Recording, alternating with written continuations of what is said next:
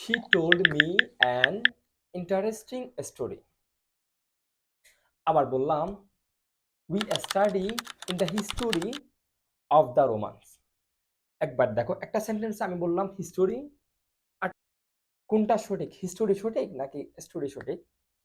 দেখো দুটি সঠিক। আমি কোনটা কোনটা আমি ইউজ করব, যে ঘটনার একটা সত্যায়িত আছে, একটা অতীতের রেকর্ড বোঝাবে, তখন আমি দিব হিস্টোরি।